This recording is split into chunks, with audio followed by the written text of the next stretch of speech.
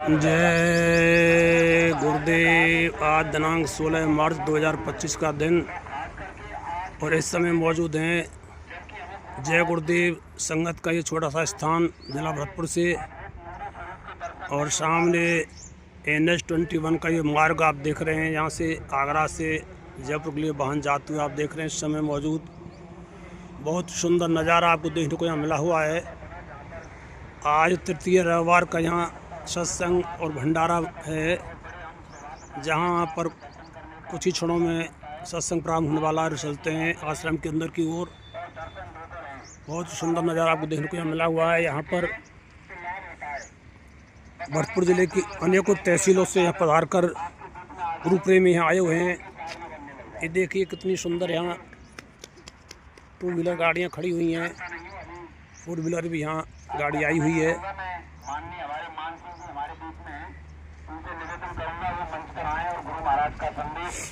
सामने आप देख रहे हैं जय गुरुदेव। आप देख रहे हैं जय गुरुदेव चैनल नदवीर। आज दिनांक 16 मार्च 2025 का दिन। जय गुरुदेव संगत का ये छोटा सा स्थान डेहरा मोड़ NH-21 रूट के पास में। आज यहाँ तृतीय रविवार का भंडारा और सत्संग होने जा रहा है। गुरु महाराज बचन सुनाने के लिए हमारे माननीय श्री मान सिंह जी वासी वाले गुरु महाराज का संदेश सुनाने के लिए तैयार हैं। पार्सल कर निकले जगह जो कलयुग में सतयुग कौन लाएंगे, धर्म की स्थापना कौन कराएंगे। बाबा गुरुदेव जी का कहना है कदम करता कौन खराब, क्या खाने से होगी रलाई, हिंदू मुस्लिम सिख ईसाई लोगों की एक दवाई, कुदरत है तैयार खड़ी, अभी समय है बचना चाहो, मानस जीवन है अनमोल,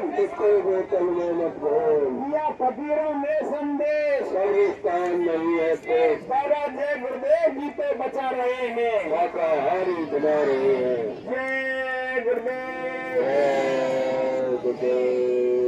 परम पूज्य गुरु महाराज ने अपने मुखारविंद से फरमाया, एक समय ऐसा आएगा कि मैं आपसे बहुत दूर चला जाऊंगा। तो नाम क्यों नहीं मुझे पता नहीं। 2 बार सत्संग से गुरु महाराज ने फरमाया है, जो समय अब चल रहा है बहुत विचार करने की बात है। सत्संग संत महापुरुष देते हैं, सत्पुरुष मालिक के दरबारी होते हैं, क्षण क्षण में आते जाते रहते हैं, उनका दिव्य नेत्र ज्ञान चक्षु खुला रहता है, भूत भविष्य वर्तमान का उनको पूरा अनुभव होता है, और जो भी सृष्टि पर यहाँ हो रहा है काल के देश में, वह सब तार और क्षण क्षण का और परम पिता मालिक को देते रहते हैं। गुरु महाराज ने फरमाया कि सत्संग 4 प्रकार के होते हैं। एक निसत्संग होता है, एक आम सत्संग होता है, एक खास सत्संग होता है, और एक सीने बसीने सत्संग होता है। जब रूह सूरत इस रूहानी मंजिल में चलती है पिंड से निकलकर, और जहाँ जहाँ होकर जिन मंडलों में जाती है, जहाँ जहाँ जिन मंडलों के देवता मिलते हैं, जहाँ जहाँ रुकावट आते हैं, गुरु महाराज साथ रहते हैं और निकाल करके ले जाते हैं, अपने निज घर पहुंचाते हैं। तो उसका वर्णन इन 4 सत्संगों के अंतर्गत आता है। तो सत्संग देने के अधिकारी संत महापुरुष होते हैं। गुरु महाराज ने हमको सब कुछ और सत्संग के माध्यम से, दृष्टांत के माध्यम से, कहानी किस्से के माध्यम से, और एक फिर से सबको समझाया। सामाजिक, लौकिक, पारलौकिक, गृहस्थ जीवन का रहस्य, मनुष्य जीवन पाने का रहस्य, अपने घर ले जाने का सब कुछ बताया। लेकिन हमने कितना अमल किया, कितना हम अमल कर रहे हैं और कितने उनके वचनों पर हम चल रहे हैं, ये हमारे ऊपर निर्भर करता है। आज 6 दिन पाछे गए कियो न गुड़ते हेत, अब पछताते होत क्या चिड़िया चुग गई खेत। लेकिन गुरु महाराज क्या फरमा रहे हैं, जिसको मैं एक बार देख लेता हूँ उसको कभी भूलता नहीं हूँ, और जिसको एक बार पकड़ लेता हूँ उसको कभी छोड़ता नहीं हूँ। तो फिर शंका किस बात की? हाथ पकड़ा है तुमने हमारा, तो उन्होंने गुरु महाराज ने कहा मैंने तुमको पकड़ा है, तुमने मुझको नहीं पकड़ा। किसी न किसी माध्यम से कहां से जोड़ा, तो कहीं का ईंट कहीं का रोड़ा, भानवती का कुंडा जोड़ा। तो गुरु महाराज की दया दृष्टि के इशारे पर सारा खेल हो रहा है, और गुरु महाराज ने कहा कि शंका नहीं करें, शंका का कोई समाधान नहीं। तो सत्संग देने के अधिकारी संत महापुरुष होते हैं। गुरु महाराज ने स्पष्ट रूप में कहा कि मैं 2 जगह मिलूंगा। एक तो संगत जो है मेरा ही स्वरूप है, और संगत का आदेश गुरु का आदेश, संगत की सेवा गुरु की सेवा। और जब आप अंतर में बैठेंगे तो मैं घाट पर मिलूंगा। सब कुछ मालिक ने समझाया, और अब यह छुटने का दौर जो चल रहा है इसमें हमें बहुत सावधानी बरतनी है, और जो समय बहुत कम रह गया है, श्वासों की पूंजी बहुत कम है, और एक एक करके लोग जा रहे हैं, सत्संगी भी जा रहे हैं, और ये उनका खेल है कि किससे कब काम लेना है, क्या करना है। गुरु महाराज ने कहा कि परिवर्तन होगा, इसे कोई रोक नहीं सकता, चाहे जमीन आसमान पर चली जाए, आसमान जमीन पर आ जाए। मैं परिवर्तन करने आया हूं और मुझे कोई रोक नहीं सकता, मेरे काम को और कोई नहीं कर सकता। तो ये उनका काम है। गुरु महाराज ने फरमाया कि जब मैं इतनी दूर चला जाऊं, आपको चाहकर भी नहीं मिलेंगे, तो आप ऐसे समय में मेरे संदेश को घर घर पहुंचाना, शाकाहार के संदेश को घर घर पहुंचाना, सतयुग के संदेश को घर घर पहुंचाना, मासिक सत्संग करना, साप्ताहिक सत्संग करना, और दुनिया के नाते रिश्ते टूट जाएं, लेकिन गुरु भाइयों का नाता कभी नहीं टूटना चाहिए। ये यहाँ भी रहेगा और ये वहां भी रहेगा। गली गली, मोहल्ला, गांव, ढाणी, शहर, कॉलोनी, बस्ती, मेरे संदेश को पहुंचाना। इतना भयानक समय आएगा कि उस समय तुम भजन नहीं कर सकोगे। जो तुम मेरे संदेश को पहुंचाने की सेवा करोगे, शाकाहार के संदेश को पहुंचाने की सेवा करोगे, वह सेवा तुम्हारी भजन में जोड़ दी जाएगी। ये गुरु महाराज के वचन। आगे मालिक ने फरमाया 1966 में इलाहाबाद में मैं परिवर्तन करने आया हूं, और परिवर्तन करने में अगर देरी हुई तो मुझे चाहे 400 साल रहना पड़े, मैं जो वृक्ष लगाया है उसकी छाया में बैठूंगा और फल खाकर ही जाने की सोचूंगा। उसके बाद गुरु महाराज ने कार्यक्रम करते अपने दौरे जारी रखे। तो 1971 में गुरु महाराज ने फरमाया, हरिद्वार में चमकादड़ टापू पर गंगा स्नान करने के लिए प्रेमी गए। गुरु महाराज ने कहा कि जब तक भारत में एक एक गऊ का कटना बंद नहीं होगा तब तक मैं गंगा स्नान नहीं करूंगा। तो क्या भारत में गऊ का कटना बंद हो गया? गुरु महाराज ने स्नान कर लिया। तो फिर ऐसे ये खेल। आगे गुरु महाराज ने प्रार्थनाएं लिखी 1971 में। सुने तो यार संदेश हमारा और दिल में दर्द है हमारे तुम्हारा। गुरु महाराज हमारी खातिर जेल गए। थोड़ी देर इस पर भी चर्चा होगी, क्योंकि मुक्ति दिवस का जो कार्यक्रम है वह रूपवास वालों के लिए और वहाँ निश्चित हो चुका है। तो बहुत से प्रेमी माता बहनें सब मुक्ति दिवस के कार्यक्रम का लाभ नहीं ले पाएंगे, तो थोड़ी चर्चा इस पर भी हम करेंगे। दिल में दर्द है और हमारे तुम्हारा, सुने तो जाओ संदेश हमारा। हमने तुम्हारे लिए जलसे रचाए और गली गली में पर्चे बंटवाए। समझो ना, जानो ये भाग्य है तुम्हारा और सुनो तो जाओ संदेश हमारा। पर्चे में बातें सभी सच्ची लिखी है, दिखती असंभव पर संभव सही है। अब आप जानो, काम जाने तुम्हारा और सुनो तो जाओ संदेश हमारा। अन्न व दवाओं की कमी पड़ेगी, पेड़ों की पत्ती ना तुमको मिलेगी, फट जाएगी धरती, उठेगा गुब्बारा, सुने तो जाओ संदेश हमारा। पूरब का पश्चिम का पाकिस्तान मिटेगा, अरब और इजराइल लड़ेगा।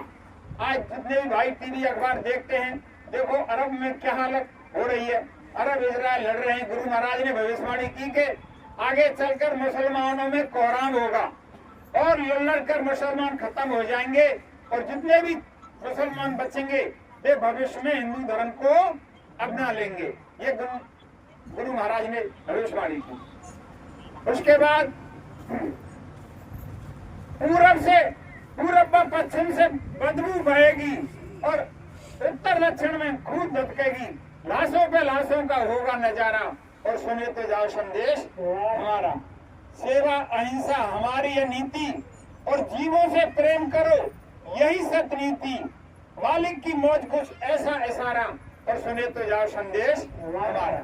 आगे गुरु महाराज ने प्रार्थना लिखी, कहे जय गुरुदेव पुकार जमाना बदलेगा। बहुत लंबी प्रार्थना है, सारी रहस्य में बात उसमें लिखी। वृद्ध और अपाहिज राजकोष से पैसा पाएंगे, सबको वृद्धावस्था पेंशन मिल रही है। 100% भविष्यवाणी गुरु महाराज की सत्य होती जा रही है। और उसके बाद 1972 में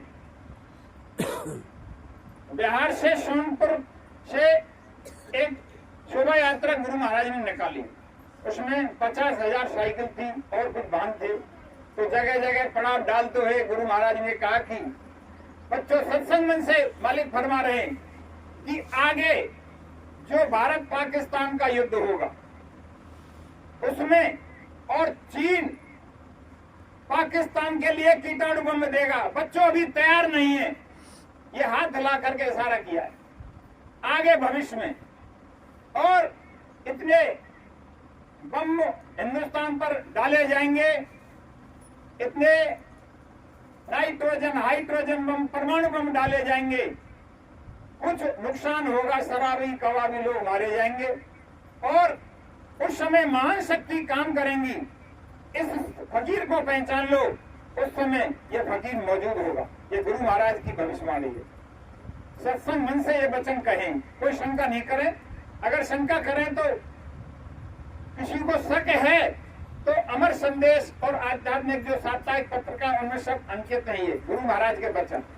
उस समय बम उतार लिए जाएंगे और कुदरत इतनी तेज प्रकृति हवा चलाएगी कि बेकीटाणु पाकिस्तान और चीन में चले जाएंगे, ये गुरु महाराज ने कहा। उसके बाद एक योजना उस समय जो वर्तमान सरकार थी और परिवार नियोजन की लाई। गुरु महाराज ने विरोध किया, समझाया कि ये तो सृष्टि है, सृष्टि का खेल है। अगर ये नीति और जो लागू की है योजना और ये गर्भपात और नसबंदी की, तो सृष्टि का खेल अस्तित्व समाप्त हो जाएगा। जिन जीवों को संस्कार डाल के और माता उनके गर्भ से पैदा होना है और जिनसे परिवर्तन होना है, तो ये तो गुरु महाराज ने अपील की का ऐसा इस योजना को लागू मत करो। और गौ माता की अपील की के गौओं को कटना भारत से बंद हो जाए। गुरु महाराज ने सत्संग के माध्यम से समझाया कि आजकल की जो जितने भी नौजवान बच्चे और बच्चियां अपनी तुरंत ही आत्महत्या कर लेते हैं, अकाल मृत्यु कर लेते हैं, कोई जहर खा रहा है, कोई कुछ कर रहा है। यह समझाया कि पहले जो जन्म होता है मनुष्य से पहले उसमें पुरुष जो है बछड़ा और बैल का जन्म होता है और स्त्रियों का जो जन्म होता है वह गाय के रूप में होता है। जब गायों को और सरेआम काटा जाता है तो उनकी जीवात्मा निकलकर और ब्रह्मांडों में चिंगारती हैं।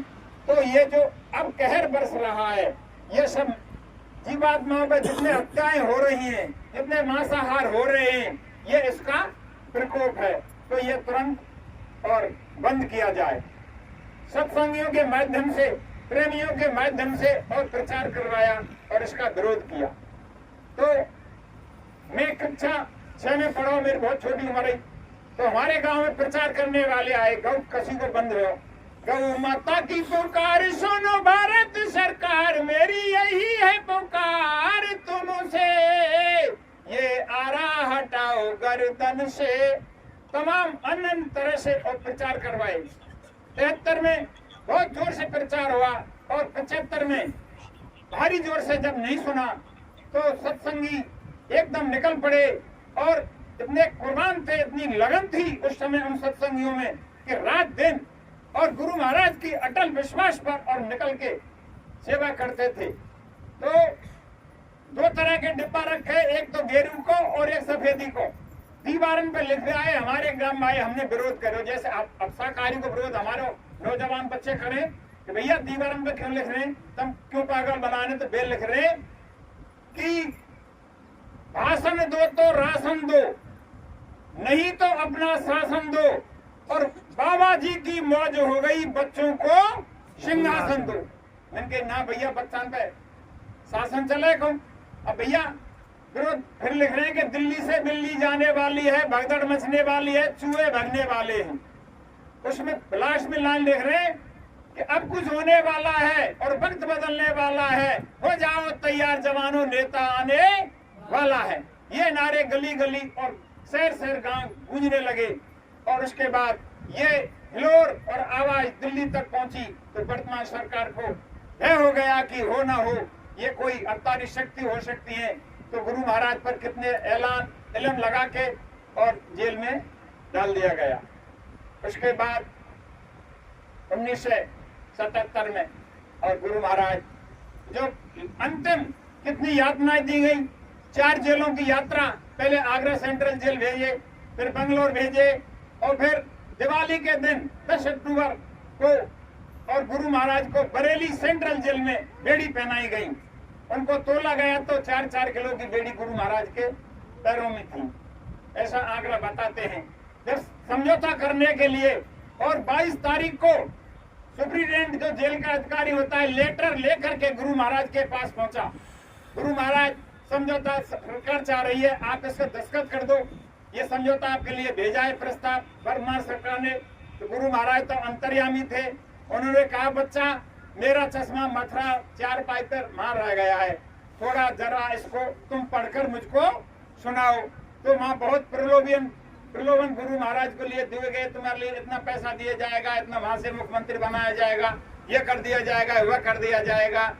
गुरु महाराज भड़के कि अगर कल जेल से जितने भी जेली हैं रिहा नहीं किया तो बाहर वाले अंदर और अंदर वाले बाहर। गुरु महाराज ने कहा तो ये सब आवाज और वहां तक पहुंची।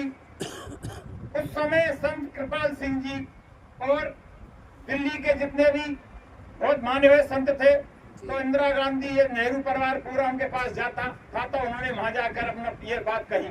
तो तुरंत ही उन्होंने कहा कि तुमने महान पुरुषों को जेल में रख रखा है, अगर वे चाहें ऐसे महान पुरुष हैं, वे पलक झपट से कुछ भी कर सकते, उनको तुरंत निकाला जाए, नहीं वास्तव में ऐसा हो जाएगा। तो तुरंत 23 मार्च को और गुरु महाराज को रिहा किया गया इसी उपलक्ष्य में। और ये राष्ट्रीय त्योहार आगे जाके बहुत बड़ा होगा, बड़ा रूप लेगा, हम सब प्रेमी संगत के मनाते हैं। और गुरु महाराज ने जेल से निकलने के बाद पहला सत्संग बाराबंकी में किया 3 अप्रैल को। वहां समझाया क्योंकि बाराबंकी की औरत बच्चे वहां जेल में हुए, सबसे ज्यादा प्रेमी वहां थे। तो गुरु महाराज ने कहा कि बच्चों, इमरजेंसी में तुम धोखा खा गए, इससे बड़ी इमरजेंसी अब आने वाली है, भविष्य में आएगी, और अब धोखा नहीं खाना। और ये मैं खेल खेलूंगा और खेल खेल में परिवर्तन कर दूंगा। तो ये खेल गुरु लीला जो चल रही है, इसमें भ्रमित नहीं हो, क्योंकि गुरु महाराज ने कहा कि युग परिवर्तन के लिए मुझे कितने कितने खेल करने पड़ेंगे, क्या बनाना पड़ेगा, क्या बिगाड़ना पड़ेगा, यह मेरा काम है, लेकिन मैं जो कहता हूं उसको करो। मेरी तुम पीछे इतनी होड़ मत करो, मेरी तरफ मत देखो। मैं जो आदेश दूं उसका पालन करो और वह करते जाओ, समय अपने आप निकलता चला जाएगा। उसके बाद गुरु महाराज ने सतयुग और आगमन का साकेत महायज्ञ पहला अयोध्या में उसका प्रचार किया गुरु महाराज ने। सतयुग आने का डंका बजाया मैंने, बात मेरी ना मानो तो मैं क्या करूं। मैंने प्रेम का पाठ पढ़ाया सदा और धर्म की बातें बताई सदा। तो इस धर्म को अगर पाप करने लगे, काल थप्पड़ लगाए तो मैं क्या करूं। सतयुग आने का डंका बजाया मैंने, बात मेरी ना मानो तो मैं क्या करूं। मैंने समझाया यह देश अपना नहीं, बच्चों समय आने पर यहाँ ठहरना नहीं, एक पल तुमको ठहरना नहीं। काल डंडा बजाए तो मैं क्या करूं। सतयुग आने का डंका बजाया मैंने, बात मेरी ना मानो तो मैं क्या करूं। बात मेरी जो मानोगे प्यारे लला, नाम धन से तुम भर लोगे अपना डला। सारा संकट कटे तेरा होगा भला, इतने समझाने पर अगर तुम माने नहीं, काल डंडा बजाए तो मैं क्या करूं। सतयुग आने का डंका बजाया मैंने, बात मेरी न मानो तो मैं क्या करूं। मां ब्रह्मा जी को प्रसन्न किया। उसके बाद दूसरी यज्ञ गुरु महाराज ने और 78 में अहमदाबाद में साबरमती में की। वहां 33 करोड़ देवताओं को प्रसन्न किया और विष्णु जी को प्रसन्न किया। उस समय उसके बाद देश में इतना अनाज गल्ला रिकॉर्ड तोड़ पैदा हुआ। उसके बाद तीसरा यज्ञ गुरु महाराज ने 1979 में और काशी में रचाया। उसकी बहुत जोर जोर से और प्रचार हुआ, सेवा उगाई गई, बहुत से बड़े बड़े इंतजाम किए गए। 6000 सेवादार उसमें व्यवस्था में 2 महीने पहले लगे। कल्पवास हुआ और सबसे बड़ा जो है आदेश हुआ कि शंकर भगवान आएंगे काशी के यज्ञ में और अपना डमरू बजाएंगे। हमने भी सुना और हमने अब तैयारी की, भाई काशी को में चलेंगे और शंकर भगवान के डमरू जरूर सुनेंगे। सब बात सच्ची रही है गुरु महाराज की। तो वहाँ बहुत व्यवस्था होने के बावजूद भी और जगह की इतनी परेशान, 10 किलोमीटर को एरिया, सेवादार, बिजली, गवर्नमेंट का एक झाड़ू लगाने वाला उसमें पैदा नहीं था। ये तो अभी यज्ञ हुआ है, गवर्नमेंट का पूरा जोर था, पैसे की कमी नहीं, व्यवस्था की कमी नहीं, ऊपर नीचे से केंद्र सरकार राज्य सरकार जुड़ गई। लेकिन 2 करोड़ का जमाव बिना गवर्नमेंट के सहारे उसमें मौजूद था। 10 किलोमीटर के एरिया, 1 किलोमीटर से कच्ची मिट्टी ला करके सड़क बनाई गई और उसमें वाहन निकाले। जयपुर वाले ने 20 आदमी बिजली की व्यवस्था की, नल सारे बात, 5 तरह के भंडारे चलाए और बहुत बड़ी यज्ञशालाएं बनाई और उसमें कार्यक्रम बेहद रूप से हुआ। और उसमें बड़ी से बड़ी 5 यज्ञशाला थी। तो उसमें और पक्षी का रूप लेकर के और शंकर भगवान आए। तो हाँ, सब लोगों ने देखा, कोई कहता है यह रूप है, कोई कहता है यह रूप है। और 11 दिन बदबद और शंकर भगवान यज्ञ में रहे, ये हमने स्वयं ने देखा। और 14 जो शिवरात्रि थी, रात्रि में डमरू बजा और इधर के लोग भागने लगे, कहाँ बज रहा है, कहाँ बज रहा है। और हमें शक हुआ लोगों ने कि माइक में लगा दिया है, वहाँ माइक सब बंद मिले। तो सुबह हुआ और गुरु महाराज ने कहा, बच्चा को सुना कि हाँ महाराज के डमरू बजा, कि डमरू उल्टा भी बजा है और डमरू सीधा भी बजा है। इसका बहुत बड़ा रहस्य है। और शंकर भगवान ने मुझे स्वप्न दिया है कि बोलो गुरु महाराज बाबा साहब क्या मतलब आदेश है। मैं तो 80 में प्रलय सृष्टि करने वाला था, तो तुम नहीं, हम पहले आ गए और अब हमें समय थोड़ा और दे दीजिए, कुछ जीवों को और समझा लीजिए, उसके बाद हम आपसे प्रार्थना करेंगे जब अपना काम करना। तो गुरु महाराज ने समझाया कि कोई भविष्यवाणी नहीं करे, मेरा कोई ठेकेदार नहीं है, मेरा ठेकेदार भगवान है। सबकी भविष्यवाणी काट दी गई है और समय को आगे बढ़ा दिया गया है।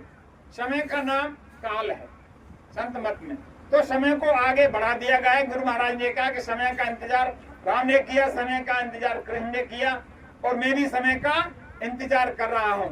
अगर समय से पहले माँ के पेट से बच्चा निकल आवे तो बच्चा और दोनों को खतरा होता है। अगर समय से पहले फसल को काट दिया जाए तो चारा भूसा दोनों को नुकसान होता है, कुछ नहीं होता है। तो समय का इंतजार, तो समय समय की बात समय को परखे ज्ञानी, और कोई समय पे धूप कोई पे बरसे पानी, समय बड़ो बलवान, और भीलन लूटी गोप का बुई अर्जुन बुई बान। समय समय की बात, और कब समय पे दिन बढ़े तो कब समय पे रात। तो उस यज्ञ में, और उस समय उत्तर प्रदेश के मुख्यमंत्री बनारस दास चतुर्वेदी थे,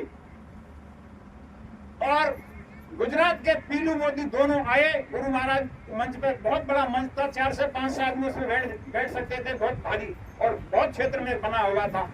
तो गुरु महाराज ने कहा, बच्चों तुम कुछ कहना चाहते हो क्या? हाँ महाराज। तो मुख्यमंत्री को लाउड स्पीकर दिया गया और कुछ कहने लगे। तो प्रेमी भाइयों ने आवाज की नहीं सुनेंगे, जय गुरुदेव जय गुरुदेव, शोर मचा दिया। गुरु महाराज ने कहा कि तुम्हारी बातें नहीं सुनेंगे। क्यों नहीं सुनेंगे? का इसका बहुत बड़ा कारण है कि तुमने एक भी झाड़ू लगाने वाला यहाँ नहीं भेजा, रेलगाड़ियों की तुमने कोई व्यवस्था नहीं की, और तुम कहीं भी जाते हो अपने काम से सरकारी खजाने से पैसा खर्च होता है, और तुम 500 आदमी इकट्ठे होते हैं, 50,000 का अनाउंसमेंट करते हैं, और अखबार रेडियो पर तुमने कोई सूचना नहीं दी। क्या इन जनता जनार्दन के अखबार रेडियो नहीं है? ये तुम्हारी बात नहीं सुनेंगे। और गुरु महाराज इतने दहाड़ के बोले कि मैं ना कोई सुभाष हूँ ना कोई चंदू हूँ, और मुझको कोई प्रेमी बुलाता है उसके वहां मैं जरूर जाता हूँ, निमंत्रण में भी जाता हूँ, और मेरे जो प्रेमी सत्संगी है उनके घर तो मैं वैसे भी चला जाता हूँ। तो जो भी 1975 में कानपुर के फूल बाग में मुझे बुलाया गया, और मुझे जो संदेश 2 घंटे में देना था वो मैंने 45 मिनट में पूरा किया, और वे समय के टेप रिकॉर्ड मौजूद हैं, और समय आने पर वे सब खोले जाएंगे और सुनाए जाएंगे। और तुम जितना रोज के अनाउंसमेंट होते हैं कि इतना छापा मारा, इतना धन वहां से लिया, इतने हीरे जवाहरात वहां से लिए, और सरकारी खजाने में जमा करते हैं कि नहीं करते हैं, लेकिन जितना पैसा इन काश्तकारों के किसानों का तुमने इकट्ठा करके विदेशों में जमा किया है, उसको तुम भोगेंगे नहीं। मैं इस मंच से बैठे हुए ये बता सकता हूं कि किस मिनिस्टर का कितना पैसा और किस देश की बैंक में जमा है। मैं यहाँ इस मंच से बता सकता हूँ, अकाउंट नंबर में बता सकता हूँ। उस समय प्रेमी भाइयों हमारे देश का पैसा 23 देशों की बैंकों में जमा था, विदेशी बैंकों में। गुरु महाराज ने कहा कि एक ही बैंक से अगर पैसा निकल के आए तो सारे किसानों का कर्ज माफ हो जाएगा, सारी पंचवर्षीय योजनाएं चलाई पूरी हो जाएंगी। तो आप समय से निकाल करके लाएं, अन्यथा आप उसको भोगेंगे नहीं। बहुत जोरदारी से, बहुत तड़प से गुरु महाराज बोले, और चुपचाप मुख्यमंत्री और वे उठ के चले गए। उसके बाद गुरु महाराज ने कहा कि 33 करोड़ देवता और तीनों को प्रसन्न कर लिया है। 5 देवता जो प्रकृति के देवता हैं, जल पृथ्वी अग्नि वायु आकाश, उनको चौथा यज्ञ जो होगा उसकी 6 महीने पहले घोषणा होगी, और उसमें उसको उनको प्रसन्न किया जाएगा। उसी में सतयुग आने की तारीख दे दी जाएगी कि सतयुग कब उतरेगा। ये सारी बातें गुरु महाराज ने हमारे लिए समझाई। आगे गुरु महाराज ने और सत्संग के माध्यम से, काफिले के माध्यम से और मिशन को चलाते रहे। 1984 को गुरु महाराज ने भविष्यवाणी की कि बच्चों एक भविष्यवाणी की लिखाई करो। तो हमने भी की, और पूरे देश में लिखाई हुई कि अक्टूबर के अंत में एक महान नेता का शरीर पूरा होगा, जिससे विश्व में हाहाकार मच जाएगा। ये बहुत दिन लिखा रहा किसी ने, यह जो पुरानी पुलिस चौकी थी इसके सामने, और प्रचार हुआ तो मुसलमान प्रधानमंत्री उस समय, और 84 में शरीर पूरा हुआ। उसके बाद गुरु महाराज ने 86 में काफिला निकाला। काफिले में गुरु महाराज ने बहुत से संदेश सुनाए। गुरु महाराज ने कहा कि चंडी निकल चुकी है और सब देश विदेश का धन गायब कर देगी, बड़े बड़े राष्ट्रों और प्रधानमंत्रियों के सिर पर बैठ जाएगी और लड़ाई करवा देगी, लेकिन इसमें समय लगेगा। तो आज कितनी तरह से देश विदेशों में हाहाकार मचा हुआ है। अरबों खरबों डॉलर की रोज की और बारूद फूकी जा रही है, लेकिन गुरु महाराज ने कहा कि बच्चों, जो मैंने बगिया लगाई है, इस बगिया का एक एक पेड़ को सींचना और सुरक्षित रखना, ये सब आपकी जिम्मेदारी है। कहने का मतलब ही जितने सत्संगी हैं उनको समझाना, लाइन पे लाने के लिए गुरु महाराज के वचन सुनाना, आए नहीं आए, लेकिन किस तरह से हमको कोई सत्संगी से विरोध नहीं करना है, कोई कहीं नहीं जा रहा है। तो ये आश्रम मालिक की दया से और गुरु महाराज ने जो दया दृष्टि यहाँ हो रही है, उनकी दया दृष्टि का खेल है।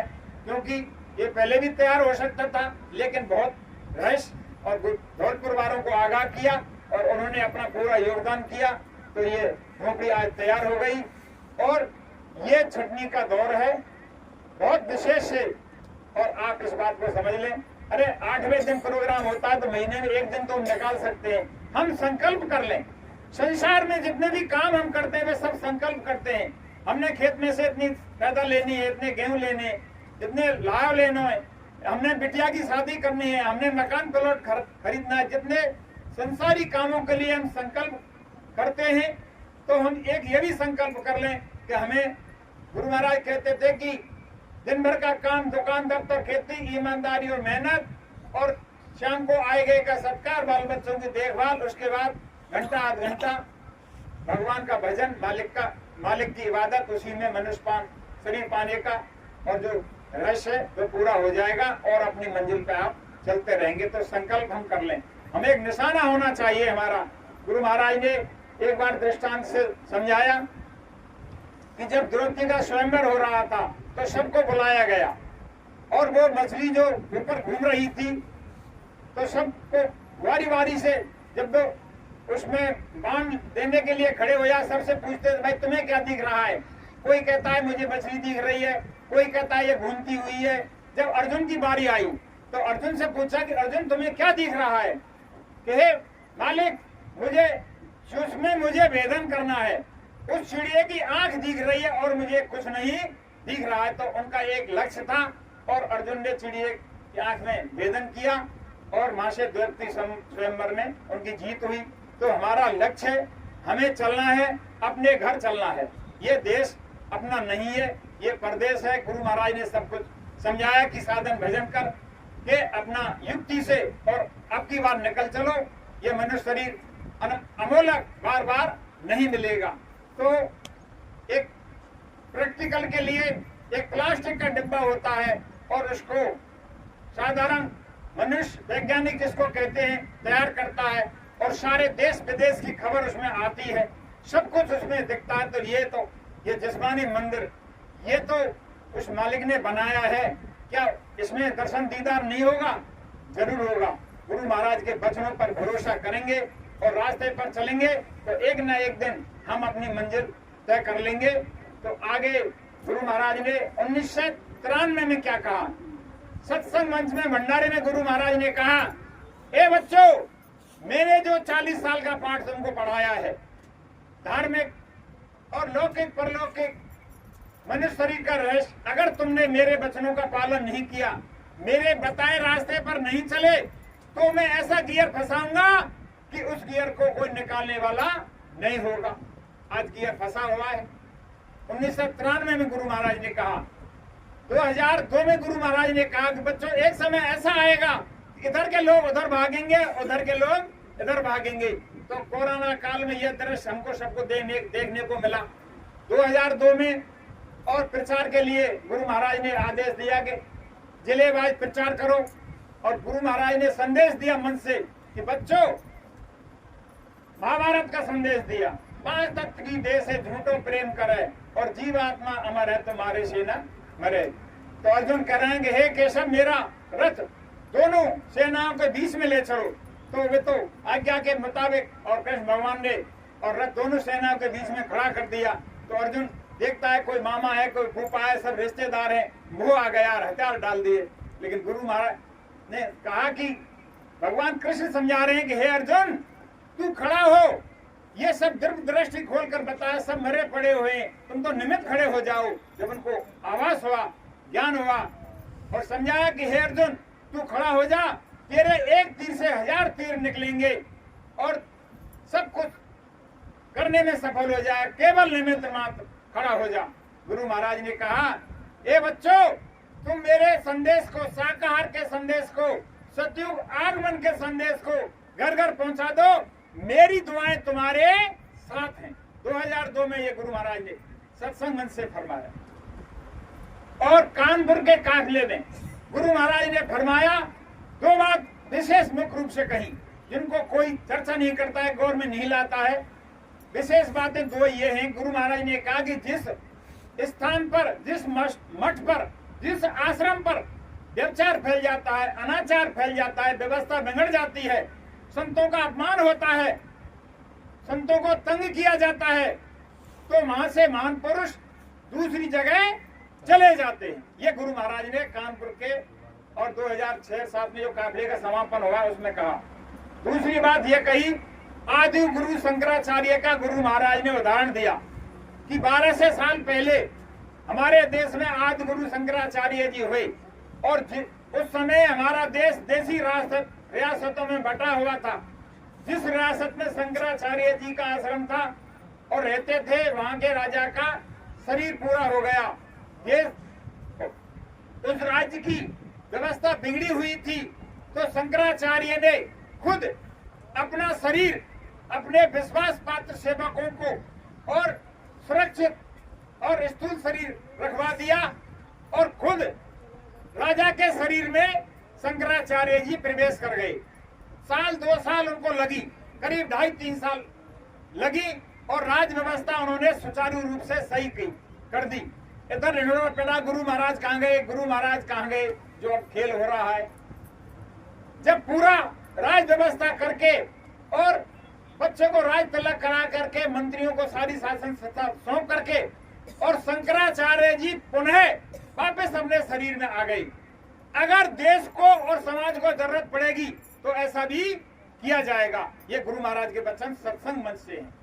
आगे गुरु महाराज ने बहुत सारी भविष्यवाणियां, सब कुछ दिशा निर्देश दिए और गुरु महाराज ने यह भी कहा कि रजिस्ट्रार बुलवा करके मथुरा कोर्ट से और उसमें शपथ पत्र लिखवाए कि जो मैंने अब तक किसी के लिए कुछ भी लिखा है, कुछ भी कहा है, वो सब निरस्त माने जाएं, क्योंकि वे तो अंतर्यामी सब कुछ देख रहे, ऐसा खेल होगा और ये क्या फर्जीवाड़ा कर रहे हैं, तो पहले से सबको आगाह किया। 2011 की जो गुरु पूर्णिमा मनाई गई, उसमें विशेष बहुत तरीके से गुरु महाराज ने समझाया, लेकिन किसी ने गौर नहीं किया। गुरु महाराज ने सत्संग समाप्त होने के बाद कहा, बच्चों खड़े हो जाओ। खड़े हो गए। बच्चों पीछे की तरफ मुड़ जाओ। ऐसा गुरु महाराज कराते थे, ये तो सबको मालूम है। पीछे की तरफ मुड़ गए। गुरु महाराज कह रहे हैं कि सबको गौर से देखो, एक बार सबको गौर से देखो। सबने इधर उधर देखा, फिर मेरी तरफ मुड़ जाओ, फिर गुरु महाराज की तरफ मुड़ गए। अब की बात फिर सबको गौर से देखो। अब इस रहस्य का कोई समझ ही नहीं पा रहे, आपस में हम प्रेमी सत्संगी देखे। तो बच्चों बैठ जाओ, बैठा दिया। ये जो सत्संग मिल रहा है आगे नहीं मिलेगा, ये जो नामदान मिल रहा है आगे नहीं मिलेगा, और अगला जो भंडारा आएगा उसमें बहुत से लोग नहीं आएंगे। लेकिन किसी ने विचार किया इस बात पर कि गुरु पूर्णिमा का भंडारा आएगा या दादा गुरु का भंडारा आएगा या होली का भंडारा आएगा? किसी ने कोई विचार नहीं किया।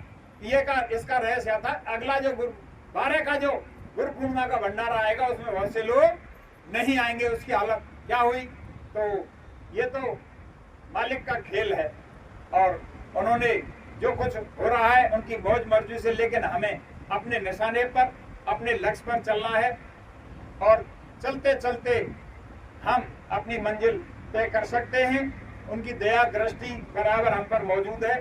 गुरु महाराज ने कहा कि तुम निकलो और तुम्हारे तलुए के नीचे अगर कांटा आता है तो मेरा हाथ आगे होगा। गुरु महाराज 24 घंटे हाजिर नाजिर रक्षा करते हैं, लेकिन हम भरोसा केवल चरण कमल को तेरो। तो गुरु महाराज ने सत्संग से फरमाया कि बच्चों, परिवार में 4, 5, 6 सदस्य होते हैं और एक परिवार का सदस्य मुझे भी अपना मान लो। तो सब खेल उनका, उनके हम बच्चे, सारा उनका दिया हुआ सब कुछ। तो ये प्रार्थना के माध्यम से और किस तरह हम इनको जो है परिवार का सदस्य घोषित करें। तुम ही हो माता पिता, तुम ही हो बंधु सखा, तुम ही हो माता पिता, तुम ही हो बंधु सखा, तुम ही हो। जो खिल सके ना वो फूल हम हैं, तुम्हारे चरणों की धूल हम हैं। जो खिल सके ना वो फूल हम हैं, तुम्हारे चरणों की धूल हम हैं। दया की दृष्टि सदाई रखना, तुम ही हो बंधु सखा, तुम ही हो माता पिता, तुम ही हो बंधु सखा, तुम ही हो साथी, तुम ही सहारे, कोई न अपना बिना तुम्हारे। तुम ही हो साथी, तुम ही सहारे, कोई न अपना बिना तुम्हारे। दया की दृष्टि सदा ही रखना, तुम ही हो बंधु सखा, तुम ही हो माता पिता, तुम ही हो बंधु सखा, तुम ही हो। ना हमें बुद्धि ना हमें है बल, हे नाथ केवल तेरा ही संभल। ना हमें बुद्धि ना हमें है बल, हे नाथ केवल तेरा ही संभल। तुम ही उबारो तुम ही उतारो, तुम ही हो बंधु सखा, तुम ही हो नैया, तुम ही खवैया, तुम ही हो बंधु सखा, तुम ही हो माता पिता, तुम ही हो बंधु सखा, तुम ही हो। जब तक ये प्रसन्न नहीं होंगे, जब तक ये खुश नहीं होंगे, जब तक हमारा काम होने वाला नहीं। तो चरणों की धूल हंस हंस कंत न पाइए, और तिन पाया तिन रोए। जिसने पाया रोया, सब कुछ लुटाया, सब कुछ खोआ, और जब उनको दया की धार मिली और अपने में उनको मिलाया उनकी, तो सब कुछ इनकी दया दृष्टि का खेल है। भाई बाप को कमाओ बेटा प्यारो होए। तो गुरु महाराज ने कहा कि मैं तुम्हारी सब बात मानता हूँ, सब तुम्हारी मनोकामना आकांक्षा का पूरा करता हूँ। दुख संकट में मैं 24 घंटे हाजिर नाजिर रहता हूँ, लेकिन तुमने मेरी एक बात नहीं मानी। तुम मेरी एक बात मान लो, तुम भजन कर लो, कोई कहने वाला तुमको नहीं रहेगा, मिलेगा। तुम भजन कर लो, तुम हम एक काम नहीं करते, 2 घंटा भी नहीं देते। अरे गुरु महाराज ने कहा कि तुम्हारे अंदर और अग्नि प्रकट होनी चाहिए, तड़प होनी चाहिए, विरह होनी चाहिए। जब तक विरह और तड़प पैदा नहीं होगी, तब तक तुम इस रास्ते पर नहीं चल सकते। तो केवल सुमरन ध्यान भजन और विरह की प्रार्थना, अगर हम 2 सुबह और 2 शाम को विरह की प्रार्थना, 2 आंसू मालिक के लिए, गुरु महाराज ने कहा उस खुदा के लिए 2 आंसू बहा दिया करो। तो कभी हमने 2 आंसू बहाए, कभी इस नासवान संसार के लिए इतना रोते हैं कि जिसकी कोई सीमा कल्पना नहीं है, और मालिक के लिए कभी हमने 2 आंसू नहीं बहाए। तो केवल प्रार्थना के माध्यम से और सुमरन ध्यान भजन के, तो चलते फिरते उठते बैठते प्रार्थना का स्मरण तुम कर सकते हैं। ये साधन भजन बन जाएगा, ये ध्यान बन जाएगा। तो भक्ति का जो सही दायरा है, गुरु आदेश का पालन, चाहे आज्ञा दिन में हो, चैन में हो, रैन में हो, 24 घंटे और हमारा ध्यान कहाँ रहता है, रहना चाहिए गुरु महाराज के चरण कमलों में। जिस तरह हमारी माता बहनें, अब तो रिवाज नहीं है, लेकिन पहले कुएं से पानी लाती थी और 2-2 मटका सिर पर रखती थी और बातें करती थी, घर भी आती थी और उनका ध्यान कहाँ रहता था, मटके पर रहता था। इस तरह चलते फिरते हमें मालिक के चरणों में ध्यान रखना चाहिए। गुरु महाराज ने दृष्टांत दिया कि जब माता बहनें खेत में काम करने जाती हैं और बच्चे को छाया में सुला देती हैं और खेत में काम करती हैं, लेकिन ध्यान क्या रहता है, बच्चे की तरफ। तो बच्चों, मेरे वचनों को आप अपने अंतःकरण में धारण कर लेना। कलयुग की प्रबल धार तुमको नहीं व्यापेगी और मेरे वचनों को सुनाते रहना। सत्संग आदान प्रदान वचनों का करते रहना। सत्संग सुनाने की नहीं कि मेरे वचनों को सुनाते रहना। सत्संग तो गुरु महाराज और संत महापुरुष देते हैं, वे अधिकारी होते हैं, लेकिन किसी ने कई वचन सुने हैं, कोई वचन किसी भाई ने सुना है, तो ये सत्संग के माध्यम से और आदान प्रदान हो जाएगा। तो आगे गुरु महाराज ने फरमाया कि बच्चों, जिनको तुम रात दिन इतना जी जान लगाते हैं, झूठ साच बोलते हैं, खून पसीना बहाते हैं, तो वे अंत समय पर तुम्हारे काम आने वाले नहीं, केवल एक भजन काम आएगा। और जिनको तुम अपना मानते हैं वे तुम्हारे अंत समय पर नहीं। तो एक गजल के माध्यम से मैं आपको सुनाता हूं। दुनिया से दिल लगा के दुनिया से क्या मिलेगा, अपनों से दिल लगा के अपनों से क्या मिलेगा, गैरों से दिल लगा के गैरों से क्या मिलेगा, जिनको तू समझे अपना वो तो है खाली सपना, जिनको तू समझे अपना वो तो है खाली सपना, सब द्वार बंद होंगे ये दर खुला मिलेगा, दुनिया से दिल लगा के दुनिया से क्या मिलेगा। एक प्रेमी भाइयों, गुरु महाराज ने कहा अगर जय गुरुदेव नाम पर शंका करते हो तो आप परीक्षा कर लो। जय गुरुदेव नाम उस मालिक का है, उस अनामी प्रभु का है, और अगर आप शंका करते हो तो आप आजमाइश कर लो, परीक्षा कर लो।